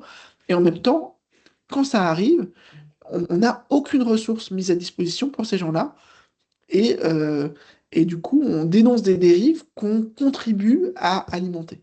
Et c'est ça qui est dangereux parce que justement, les gens comme ça, ils sont dans une espèce de détresse et ils ont personne à qui en parler. Et c'est après que ça peut justement entraîner des troubles pas beaucoup plus graves comme une isolation de la dépression ou d'autres choses. Voilà, tout à fait. Ou le fait que ben, on est poussé vers les marges de la société pour trouver des réponses. Et dans ces marges-là, s'il n'y a pas de réglementation, par exemple, en Oui. France, les voyants, les médiums, les guérisseurs ne font l'objet d'aucun contrôle en termes de déontologie des pratiques, niveau de formation. N'importe qui peut mettre une plaque de parapsychologue. euh, et donc, commercialement, c'est effectivement un large business. Et on sent aucune volonté politique ou scientifique de D'encadrer ça, oui. protéger, ouais, de protéger les personnes là-dessus. Simplement en disant il y a de l'escroquerie et tous des charlatans sans faire le tri. Oui, oui, absolument. Donc voilà, c'était un petit peu pour poser ce tableau général en termes de paysage de la santé dans lequel l'exceptionnel se retrouve. Et du coup, c'est vrai que là, j'assimile assez fréquemment dans mon propos le spirituel et l'exceptionnel. On pourrait essayer d'établir des différences. Euh, Dans la psychologie transpersonnelle, ils ont notamment essayé de distinguer ce qui serait du transpersonnel horizontal et du transpersonnel vertical. Euh, Ça vient du fondateur de la psychosynthèse, Roberto Assagioli, je ne sais jamais comment le prononcer, qui est considéré comme dangereux de prendre pour des intuitions et des inspirations supérieures les impulsions et les images qui proviennent des complexes inconscients. Donc il y aurait une sorte d'idée que bon, il y a des petits phénomènes de télépathie qui sont fascinants, qui sont séducteurs, des prémonitions, des intuitions, des synchronicités, des choses comme ça, mais qui sont pseudo-spirituels, qui sont que de la parapsychologie. Donc on va trouver en France quelqu'un comme Marc-Alain Descamps, qui a dirigé pendant un temps un peu les choses de psychologie transpersonnelle, qui disait, bon voilà, ça c'est du bas transpersonnel, ça amène pas forcément à la réalisation d'un soi transpersonnel, à un développement personnel. Et, euh, et donc ces expériences exceptionnelles étaient décriées. Voilà, elles détourneraient de la vraie quête. Et donc c'est très étonnant, il y a une sorte de discours de démarcation au sein même des acteurs de la psychologie transpersonnelle pour dire, voilà, il y a du paranormal bas de gamme. Et on retrouve ce même type de discours dans des courants orientaux, comme la voie du yoga de Patanjali, où là, les siddhis, qui seraient des capacités, des sortes de charismes qui surgissent sur la voie du yoga, eh bien, si on s'y intéresse trop, si on est trop content d'avoir maîtrisé, maîtrisé ou vécu des expériences paranormales, en fait, on risque ce que Jung appelle une inflation de l'ego, une mégalomanie, et l'intérêt pour le paranormal deviendrait une sorte d'obstacle, parce que ça renforce l'ego, ça développe des sentiments d'orgueil, de fierté, de supériorité envers tous ceux qui n'ont pas des pouvoirs aussi merveilleux. Et là, il faudrait faire preuve d'humilité, parce que ces phénomènes, on les comprend mal, ils sont difficilement reproductibles. Et donc, il y a cette idée que ça nous écarte d'une voie vraiment spirituelle qui, elle, converge vers des objectifs moraux et non pas des objectifs de développement de capacité. Donc ça, c'est une sorte de partage des territoires qui n'est pas sans poser problème, parce que à quel moment, en fait, une expérience de télépathie ou de synchronicité peut ne pas être aussi spirituelle? Et il y avait un débat entre Carl Gustav Jung, qui est la personne qui donne le terme de psychologie transpersonnelle, hein, et le chercheur en parapsychologie Joseph Banks Rhine, qui est considéré comme un des pères de la parapsychologie de laboratoire au XXe siècle aux États-Unis. Et ils n'étaient pas tout à fait d'accord sur la vision des choses. Rhine, lui, il a testé les perceptions extrasensorielles, télépathie, prémonition, clairvoyance, avec des essais monotones, avec des cartes de Zener, avec des protocoles qui se reproduisaient à l'infini en laboratoire. Et donc, les vécus parapsychologiques qu'il produisait n'avaient pas un caractère très transcendant, très significatif pour celui qui les vivait. C'était vraiment du, du- du spirituel in vitro et qui avait quand même un décalage en termes d'impact avec les synchronicités assez uniques que les gens pouvaient vivre in vivo. Et du coup, Jung disait, bon, on doit faire une démarcation entre les deux choses. On ne parle pas tout à fait de la même chose. Pour autant, sur le plan des processus en jeu, il pourrait vraiment s'agir du même phénomène. On a des chercheurs encore, récemment, je lisais un professeur de psychologie australien qui s'appelle Lance Storm, qui explique tous les phénomènes paranormaux par la synchronicité. En fait, qui ne montre pas de grand décalage entre les explications. Et donc, c'est plutôt cette idée qu'il y a une psychoparanormalité de la vie quotidienne. On peut avoir des petits flashs, des petites intuitions, puis parfois des expériences extrêmement puissantes. Mais il y a un continuum d'expérience exceptionnelle entre banalité et bouleversement. Et la teneur spirituelle de ces expériences, elle dépend d'éléments de contexte, elle dépend de la personnalité et du mode d'interprétation de la personne et la façon dont elle va l'enrichir dans l'après-coup. Et du coup, il y a une autre chercheuse, psychologue, psychanalyste et parapsychologue française qui s'appelle Johar Siamed, qui lui fait, et qui elle fait également la partition entre des expériences paranormales mineures et des expériences paranormales majeures. Et elle a un institut des champs limites de la psyché à Paris depuis les années 80. Et elle a une centaine d'appels par an. Et elle dit 80% des expériences qui viennent, c'est des expériences mineures, les petites préconitions, télépathie, poltergeist, qui n'entraînent pas de bouleversement majeur. Elle dit qu'il y a 10% de gens qui ont des allégations de capacité psy hors du commun. Je fais de la lévitation, je vois le futur, etc.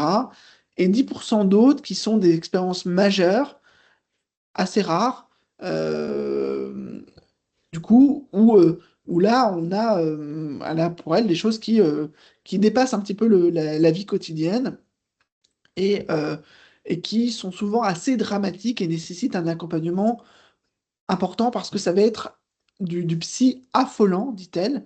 Euh, pour les expériences mineures, il y a parfois de la détresse, mais pas nécessairement.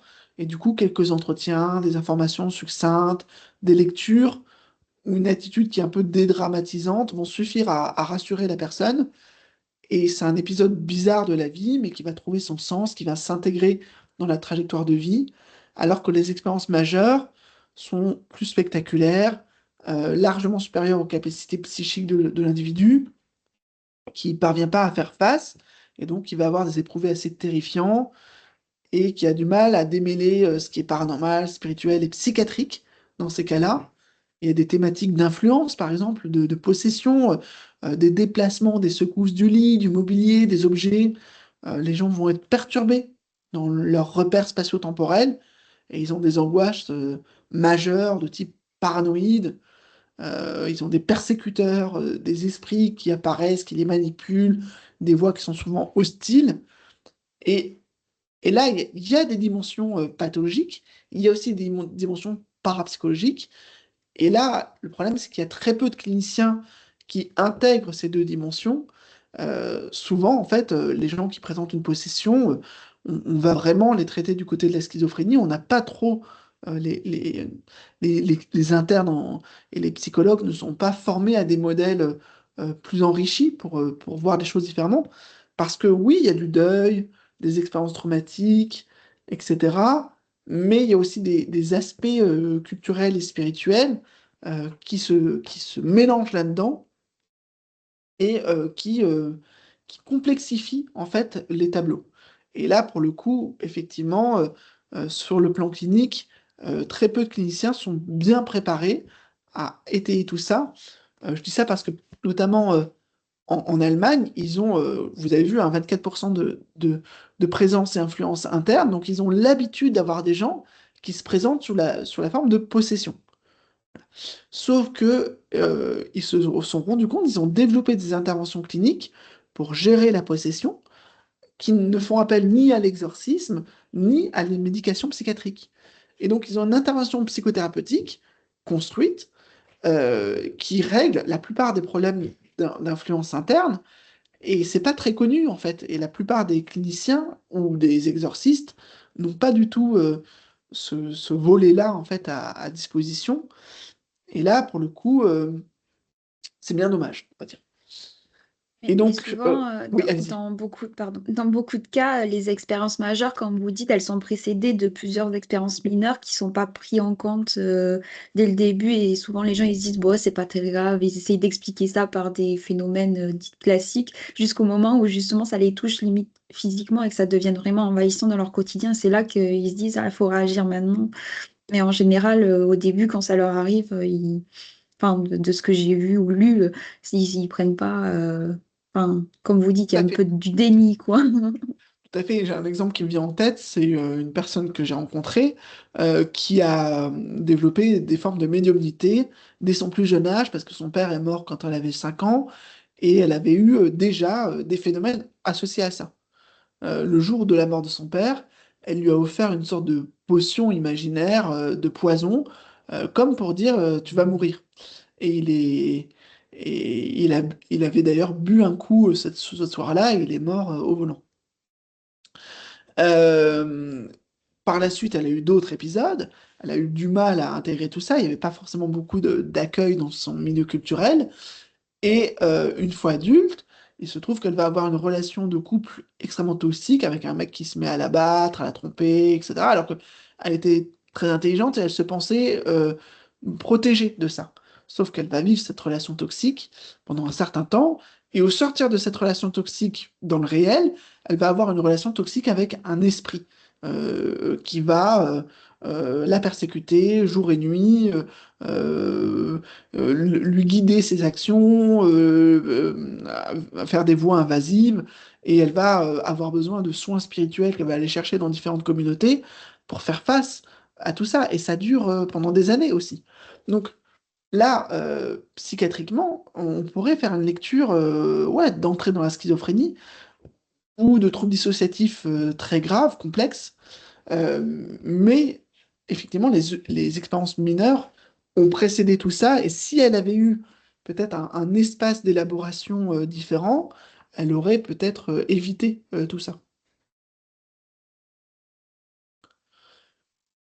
Bon, malgré tout, mon point de vue, c'est que ces distinctions entre expériences mineures, majeures, horizontales et verticales sont d'un intérêt scientifique assez limité. C'est peut-être utile en pratique, mais moi je préfère penser qu'il y a un continuum des expériences exceptionnelles et qu'il y a plein de facteurs qui font que ça va paraître grave ou pas grave en réalité. Et puis, sur l'aspect encore spirituel, cette dimension spirituelle des expériences exceptionnelles, en réalité, toutes les expériences exceptionnelles peuvent avoir le dégagement de cette dimension spirituelle. On voit que sur les expériences de mort imminente, les questionnaires ont beaucoup d'items qui sont sur les aspects mystiques. Euh, et donc, on a l'impression que toutes les EMI sont fortement à conséquence spirituelle, parce qu'on va avoir une lumière d'amour, rentrer dans une autre dimension, rencontrer des entités, etc. Sauf que les recherches, et je pense que j'en avais déjà parlé, ont montré qu'en réalité, ça concernait qu'une portion de ces expériences de mort imminente, et seulement celle où les gens étaient dans des circonstances si graves qu'ils capitulaient parce qu'ils n'avaient pas d'opportunité pour se sauver la vie. Et c'est à ce moment-là qu'ils se retiraient dans une autre dimension dans laquelle ils avaient plus d'aspects mystiques qui ressortaient. Et Noyes et Cléty avaient montré que c'était simplement 26% de leur échantillon de personnes qui étaient des rescapés d'accidents, qui avaient cette dimension transcendante. Les autres se contentaient d'aspects beaucoup plus prosaïques. Mais dans l'après-coup des EMI, on va voir apparaître une diminution de la religiosité, donc de, de la pratique religieuse et de l'affiliation à la religion, et une forte augmentation des aspirations spirituelles. Et ça, on a beaucoup de recul pour le dire. Il y a beaucoup de gens qui expriment ces changements-là, sans que ce soit non plus systématique. Il y a 2 tiers des gens qui ont une EMI qui changent, un tiers qui ne changent pas, et dans les gens qui changent, les gens ne changent pas tous de la même façon. Donc, il faut éviter d'avoir un schéma un peu linéaire de bouleversement, d'évolution, qui fait un peu le lit de l'exploitation commerciale et sectaire parfois des EMI, sachant qu'en réalité, il y a pas une voie très tracée là-dessus. Une autre question comme ça de spiritualité qui se pose, c'est les gens qui ont de l'épilepsie. Et là, on se rend compte qu'il y a vraiment encore une frontière qui est à retravailler parce que il est connu sur le plan psychiatrique que les gens qui font de l'épilepsie vont développer plus d'intérêt pour la religion et la spiritualité. Et tout ça est catégorisé dans le descriptif clinique comme étant un symptôme d'hyper-religiosité. Et donc, si les gens se mettent à parler de leurs expériences exceptionnelles et des vécus époustouflants qu'ils ont en marge parfois de leur crise d'épilepsie, c'est pas forcément pendant la crise, eh bien, on a déjà une sorte de curseur pathologique qui peut être aggravé, qui va de pair avec une surmédication. Et là, c'est très gênant parce que les gens qui vivent d'expériences exceptionnelles et qui sont par ailleurs épileptiques se sentent pas forcément entendus et accompagnés euh, du fait de cet aplatissement de leur expérience spirituelle à quelque chose de médical, de neurologique. Autre cas de figure, on a parlé de lucidité terminale, donc ça me permet de rejoindre tous les bouts. Dans la lucidité terminale, euh, on a une sorte d'éveil spirituel peu avant la fin, mais on se rend compte que l'éveil spirituel et les répercussions vont être aussi chez les proches, aussi chez les soignants, où ce type d'expérience, le fait de constater qu'il y a finalement un- encore une présence de l'âme et un sursaut, alors qu'on s'attendrait simplement à un déclin, bah, ça les amène à se questionner sur le rapport corps-âme, sur la vie après la mort. Et beaucoup de ces gens, finalement, trouvent des ressources du côté de la spiritualité pour faire face à ces expériences aux frontières de la mort, qui sont assez riches. Donc voilà, c'est aussi le cas pour les expériences de nécrophanie, de contact avec les défunts. Les gens, on a des statistiques qui viennent montrer que ça va entraîner une revalorisation des croyances et des pratiques spirituelles, pas forcément religieuses, mais grosso modo, la plupart des expériences exceptionnelles sont accompagnées d'intérêt croissant pour le domaine spirituel, et ça peut s'entendre parce que les explications scientifiques manquent, parce que l'accueil euh, purement psychopathologique de ces vécus ne couvre pas l'ensemble de leurs enjeux, de leur richesse, et que ça alimente finalement tout ce courant dont je suis amené à parler là pour conclure, de ce qu'on appelle depuis la fin des années 1990 le spirituel non religieux en santé. Et donc, on a cette dimension qui est en train de prendre une place de plus en plus importante, sans être forcément toujours bien repérée, euh, mais, euh, mais qui est de plus en plus présente et qui finalement est une terre d'accueil pour les expériences exceptionnelles, mais qui aussi se nourrit de ce qu'on pourrait appeler le sacré sauvage. Hein, c'est une notion de Michel Hulin, qui avait fait un travail anthropologique un peu là-dessus. Euh, on a cette idée que les gens attendent pas que les institutions d'élite académique, scientifique s'emparent de ces sujets pour les éprouver et pour en faire quelque chose socialement. Et donc il y a toujours eu, si vous voulez, une domestication du spirituel à travers des traditions religieuses et des cultes religieux, mais la perte de vitesse de ces structures religieuses, ces institutions, fait que le sacré s'est individualisé, s'est débarrassé de ces codifications déjà existantes et vit sa propre vie. Et va s'agglomérer autour de nouveaux courants, nouvelles spiritualités, va s'agglomérer aussi autour de trucs qui empruntent aussi au discours scientifique, en disant, je sais pas, la méditation mindfulness ou telle chose. Et donc là, les religions sont en perte de domination, en perte de contrôle de ce sacré, qui devient un, un produit comme ça extrêmement volage et qui va donner mille et une configurations aujourd'hui. Donc ça, c'est une chose dont on peut éventuellement discuter. Donc on peut l'aborder par le champ de la santé en disant, qu'est-ce qu'on fait de ces gens qui vivent du sacré, qui vivent du spirituel et qui sont perdus par rapport à ça, qui sont perturbés, qui refusent des explications trop pathologiques, qui refusent les dogmes religieux ou scientifiques, et qui sont en quête d'un bricolage interprétatif assez liminal, assez intermédiaire, et pour lequel le paranormal est une ressource comme une autre. Voilà. Bon, je m'arrête un peu là parce que j'ai encore plein de choses à dire, mais je préfère un peu vous écouter.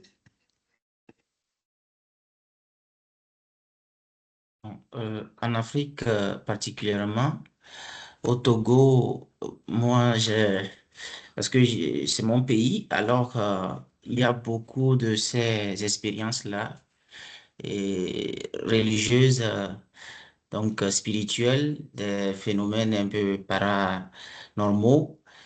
Et donc, ce qui a fait que l'Église catholique particulièrement a essayé de faire un petit effort en envoyant certains prêtres pour la formation en psychologie et autres, ceci pour pouvoir aider dans l'accompagnement. Donc, presque dans 3 diocèses que je connais, et il y a au moins deux prêtres qui ont été formés. Donc, parce qu'il y a des centres aussi de prière et autres créés ici et là. Et donc, quand ils finissent leur formation, l'évêque leur demande de travailler là. Donc, il y a une prière, il y a des prières qui sont faites. Et donc, ce prêtre est là comme un accompagnateur aussi, en parallèle avec ce que les autres font. Prient, ils font ceci, mais lui, il les reçoit comme psychologue. Je sais pas, peut-être que son ministère de prêtre, parce qu'il est prêtre d'abord avant d'être psychologue, et ça peut influencer son travail d'accompagnement en tant que psychologue. Je sais pas, mais ça se fait comme ça. Et donc, ceci pour garantir un accompagnement plus ou moins efficace, qui ne soit pas purement religieux, mais aussi peut-être scientifique. Et voilà. Donc, même au séminaire aussi, c'est encouragé. Il y a des psychologues parfois qui viennent et donc ils font le cours normalement. Mais après, il est demandé à tel ou tel séminariste si ils ont des choses à voir avec, voilà, qui peut-être se situent dans ce contexte-là. Ils peuvent le rencontrer et puis il essaye de discuter avec eux, bon, toujours dans le sens de l'accompagnement. Voilà un peu. Donc, je pense que c'est important, à mon avis, que on ne se situe pas, ou bien qu'on interprète pas, on interprète, pardon, pas seulement les faits, ces faits-là, et d'une manière purement religieuse ou je sais pas, mais quand même qu'on ait beaucoup plus un regard scientifique et aussi sur ça. Et ça, bon, je pense que l'Église le comprend. Maintenant, l'étendre et comment le faire pour que on crée un territoire d'entente ou pour interagir avec les psychologues ou les psychiatres et autres, je pense que c'est le vrai problème, quoi, le problème réel. Bah, merci beaucoup pour votre témoignage et je pense que ce sera pas simple parce que chacun a vraiment envie de tirer la couverture à soi. Les scientifiques pensent avoir raison, les religieux pensent avoir raison et on va difficilement mettre tout le monde d'accord. Je vous avais parlé de mon projet de monter à Metz un DU sur les fondamentaux de l'accompagnement spirituel qui serait justement d'être dans une approche non confessionnelle informé par les travaux en psychologie, informé par les travaux scientifiques, informé par la théologie et l'anthropologie, et en même temps, ben, est-ce qu'on peut former vraiment quelqu'un à être prêt, à être disponible face à n'importe quel type d'expérience hors du commun? Et ça, je ne sais pas du tout, mais c'est vrai que ça existe dans quelques pays où il y a cette réflexion qui est déjà avancée avec des professions comme au Québec ou en Suisse d'intervenants en soins spirituels. Et bon, pour moi, c'est le truc qui me questionne en ce moment, quoi. On voit bien du coup que c'est vraiment une question aussi de culture et de société parce que ben, ici, en France, c'est tellement fermé que, enfin, surtout au niveau de la recherche, c'est vraiment limité. Oui, on fait moins de choses sur santé et spiritualité par rapport aux travaux américains. Alors, j'ai un collègue, Claude Bermans, je pense que vous avez donné le nom d'un de ses livres qui justement recense tous les travaux sur spiritualité, religiosité et santé. On dirige un numéro d'évolution psychiatrique là, dont la deadline est début décembre sur ce sujet. Donc, d'ici 6 mois, il va y avoir un numéro assez complet là-dessus. Mais on a très peu de travaux empiriques. On a plein de penseurs, de très bons penseurs, sociologues, anthropologues, historiens des religions, philosophes de tout ça. Mais le mot spirituel continue à être assez tabou. C'est pas un domaine académique très valorisé. Euh, et donc, ouais, il y a des freins à plein d'endroits. Mais bon, c'est normal. Après, j'ai l'impression que le besoin est là et il faut créer l'offre. Et puis, au fur et à mesure, ça peut aussi progresser, justement en se basant sur les bonnes initiatives et les réussites qui ont pu être faites à l'étranger.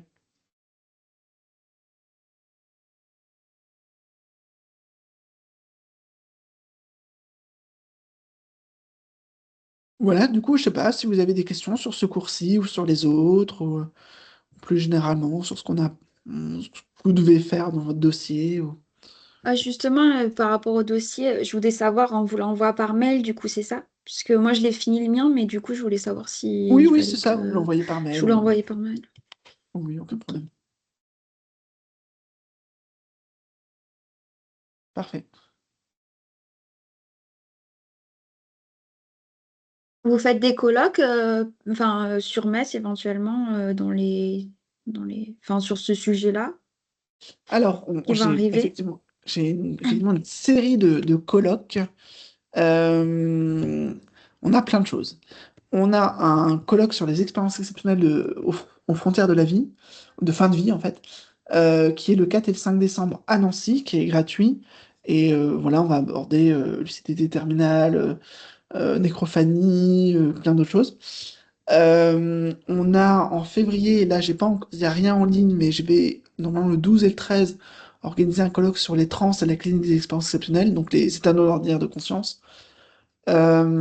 Ensuite, en avril, début avril, sur Nancy à nouveau, on va organiser un festival des anomalies où c'est une série de conférences de plein d'auteurs de toute la France, avec des ateliers autour beaucoup plus ludiques et beaucoup plus culturels.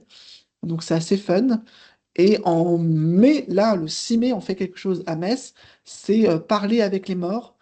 On a une série d'études qu'on mène avec les chercheuses en art et aussi en lettres du CREM. Et parler avec les morts, là, on va traiter de la question des rituels funéraires et des nouveaux rituels funéraires. Donc sur une journée, c'est pareil, c'est gratuit. Il y a un financement Vous savez d'Ukraine. où c'est déjà, à Alors, Metz? non, je crois pas avoir Vous l'info de savez la pas encore salle. le lieu? Ouais, ouais. D'accord. Faut- C'est comme c'est le crème qui drive, il faudra regarder de leur côté, quoi. Merci. Et puis, oui, voilà, on a un podcast qui s'appelle, je vous l'avais peut-être déjà dit, le très sérieux collège de Patapsychologie. Voilà, on a déjà 3 émissions qui sont sorties, où justement mes doctorants en général, viennent parler un petit peu de leur sujet d'étude dans un cadre assez convivial, sur l'espace d'une heure. Et là, du coup, on rebalance les infos sur les colloques, les publications, les interviews, les choses qui ont été diffusées, quoi. Vous êtes relié à quelle université? Enfin, à l'université de Lorraine, du coup? Ouais, ouais, moi je Pour suis le... sur le site de Nancy, D'accord. c'est ça. Et le podcast, c'est à la fois Université de Lorraine et c'est notre association qu'on a créée qui s'appelle Anomalie, qui est Ah une non. association de médiation scientifique et culturelle qui fait voilà, tous ces petits trucs-là, quoi. Parfois, ça nous facilite les choses de passer par l'asso plutôt que la lourdeur administrative de la fac. Oui, Pour certains je me trucs. doute.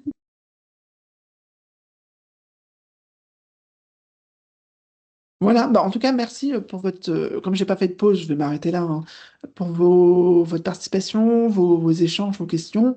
Puis j'ai hâte de lire vos dossiers. Et puis je vous souhaite une bonne continuité. J'espère qu'on sera amené à peut-être se recroiser par la suite, quoi. Merci beaucoup. Avec plaisir, merci. Merci. Merci. Bonne continuation. Au revoir. Au revoir. Au revoir. Attendez, Geneviève. Ah, bon, bah, elle est partie. Ah, elle est partie. C'est pas grave. Elle doit Bah, pas du prendre un cours derrière elle, là. Elle est Oui, partie. je pense qu'elle est partie à fond parce que, ouais. Ah, c'est génial.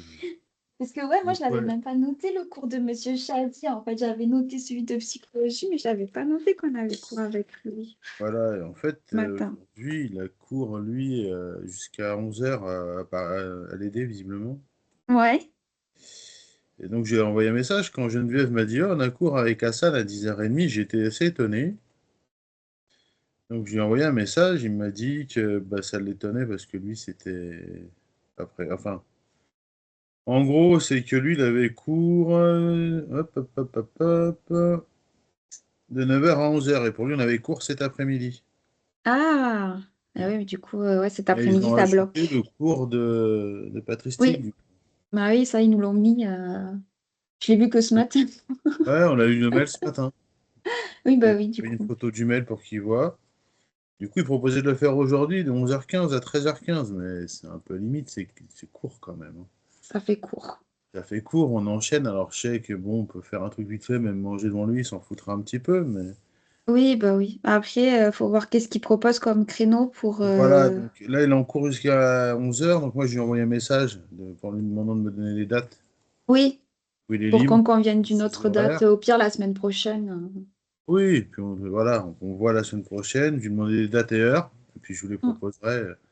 Alors je suis désolé, Hassan il passe par moi, mais en fait on se connaît bien maintenant, lui et moi. Oui, ben, Oui, oui, je sais. ça- Après, c'est bien, ça serait bien peut-être qu'il envoie des mails peut-être officiels aussi, parce que c'est vrai que je ne sais pas si Madame Barnel est au courant aussi des changements. Bah, je pense qu'elle n'est pas au courant des changements, sinon il ne nous aurait pas collé dès cet après-midi, Oui, Monsieur Mertz. Donc voilà. oui, Après, voilà. bon, ça a cafouillé un peu au démarrage. Il a été un moment encore responsable du master. C'est un Non, mais c'est peu, sûr, il y a eu plein de changements, hein, c'est sûr. il y a eu plein de changements, c'est un peu galère. Ah bah Donc pour tout, voilà, même donc, pour nous, hein. On est paumés. j'ai beaucoup dépanné en informatique, Oui, bah oui. ainsi Oui, que bah on Mathias, verra. tout le monde en fait. On verra du coup ce qu'ils proposent comme date et puis on verra ça au moins. Parce que là, ça fait un peu pris de court hein, pour tout le monde, je pense. d'accord. Ok, Donc, et du coup, on attend les dates. ouais, on attend Oui. les dates, ouais. On attend Bah, les de dates. toute Ben, façon, on va se retrouver à 13h30, mais je sais pas, ouais, j'espère que Geneviève, elle attend pas toute seule. Non. Ah bah écoute, elle raccrochera, et puis elle nous Oui. dira, je comprends pas. Donc voilà, puis on verra bien. Et du coup, Est-ce t'es que, parti sur... Fabien, Ouais. du coup, tu as pu regarder pour la méthodologie, là? Oui, regarde sur notre discussion Teams qu'on a eu tous les deux, t'as plein de dossiers. Je t'ai tout mis. Ah bon? Ouais, ouais, ouais. Tu sais, on avait une discussion en aparté sur Teams. Et tu dois voir Oui. Fabien dans le mode discussion, pas dans équipe, mais dans discussion. Et tu vois, je t'ai mis tout ce que j'avais. Ah, Tu vas d'accord. avoir une dizaine de dossiers, Ah, enfin d'accord. de documents. Donc D'accord. Je voilà. vais regarder tout de suite. Ouais. Et toi, Aurore, du Mais- coup, t'as pris quoi là en sciences, là? Enfin, en Oh, psycho? là, ici, pour Ouais, ce cours-là, ouais. j'ai pris sur les lieux hantés et le business. Ah, pas bête, ouais. J'ai Ouais. pris Château de Fougeray, j'ai pris comment ça? Le couple Warren. Ah, d'accord, ouais. Moi, je vais peut-être prendre sur les gitans, parce que comme ma sœur était. Enfin, j'ai grandi avec les gitans, comme ma sœur était américaine gitan. Et il y avait beaucoup Ouais, il de y a pas mal de séances de trucs chez eux. spiritisme. Ouais. Pour avoir fait quelques séances un peu flippantes. Ils font beaucoup de tirages de tarot, etc. C'est Ouais, vraiment. j'avais expliqué aussi des séances de spiritisme avec le verre à l'ancienne, quoi, comme on faisait tous, Oui. et comment on devait pratiquer. Et une fois, on avait fait une séance chez une copine. On avait balisé, en fait, bah, je crois que je suis le seul à l'avoir vu parce qu'elle ne le voyait pas, mais il y avait un pendu dans son escalier. Et après, elle a fait des recherches et à la construction de la maison, il y a un SDF qui était venu se pendre. Ah. Donc voilà. Ah ouais. C'est incroyable. Donc bon, voilà. Oui, c'est pas la première fois que ça m'arrive, hein. J'ai une amie qui se plaignait d'avoir des fantômes chez elle, en Seine-et-Marne, et qui déplaçaient les meubles à la maison, qui changeaient les chaînes et des odeurs. Elle m'avait fait venir et en fait, je lui avais dit que le gars, il était mort noyé. Je sais pas pourquoi. Et en fait, c'est un gamin qui s'était suicidé dans la baignoire chez elle, qui s'était noyé exprès, en se Ah suicidant. ouais? Ils Ouais. avaient fait des recherches par rapport à quoi? Aux archives? Ah, ils avaient été voir dans les archives des journaux une fois que j'ai dit ça, elle a cherché. Oui, bah oui. Donc Ah, c'est voilà. fou ça. Ouais, ouais, c'est. Enfin bon, voilà, Il y a du des coup, trucs comme ça. il y a des trucs et je vais peut-être partir là-dessus, du coup, on verra bien. Ouais, franchement, c'est intéressant. Je pense qu'il te le prendra de toute façon. Il est Ouais. pas chiant hein, sur les sujets. Non, non, il n'est pas chiant sur les sujets. Ouais, Après, il voilà. faut voir comment il, il note, mais je C'est pense que ça, et puis comment les traiter surtout, ces ouais. sujets. Parce que... Enfin bon, on verra bien. Oui, oui.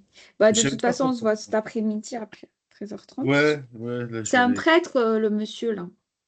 Ouais, je sais pas, j'ai regardé qui c'était Mertz. Mais bon, Oui, oui. Bah, il était à la réunion de conseil d'amélioration là, auquel j'avais participé. Et oui, oui, ouais. il est prêtre, du coup. D'ailleurs, je trouve qu'ils se sont bien améliorés cette année, hein, les vidéos et tout. Bon. Oui, oui. Franchement, au niveau de ça, c'est OK. C'était juste l'organisation des cours qui est un peu, voilà. Mais bon, c'est Ouais, pas leur faute. chaotique, mais voilà, oui, c'est pas leur faute. Ouais. Putain. On arrive à la fin, là, de toute façon. Donc, Ouais, j'ai fait qu'un seul dossier qu'il faut que j'envoie déjà, je viens de le corriger. Je vais l'envoyer. Et puis je vais attaquer là. J'attendais un peu que les cours se ralentissent. ouais, ça fait beaucoup en vrai, hein, entre tout. Bah ouais, on les suit tous, ça fait beaucoup. Ouais. Ouais, ouais. C'est vrai qu'en asynchrone, tu peux écouter en 1.5 et du coup, ça va un peu plus Ouais. vite. Mais là, quand tu suis vraiment le cours de 2 heures, bah, tu perds du temps, entre guillemets. Ouais. Donc, En oui, oui, architecture, je il faut comprends. essayer de prendre le nouveau musée du Caire. Ah oui, il est trop beau, hein. Incroyable. Oh, moi, c'est un endroit où je rêve d'aller en plus. Donc, Oui, oui, oui. Bah, déjà, l'ancien, il était joli, mais alors celui-là, ah, mais celui-là, ouais, il est magnifique. Donc, je vais partir grave. là-dessus.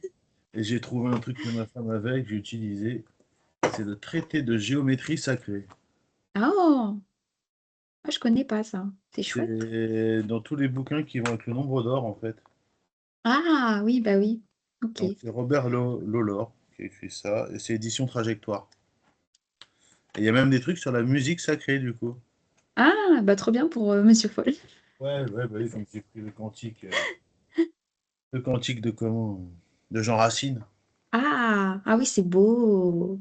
Ouais, ouais, il est pris du latin, d'un autre cantique, En en fait. plus, Donc voilà. Enfin bon. ok. Voilà.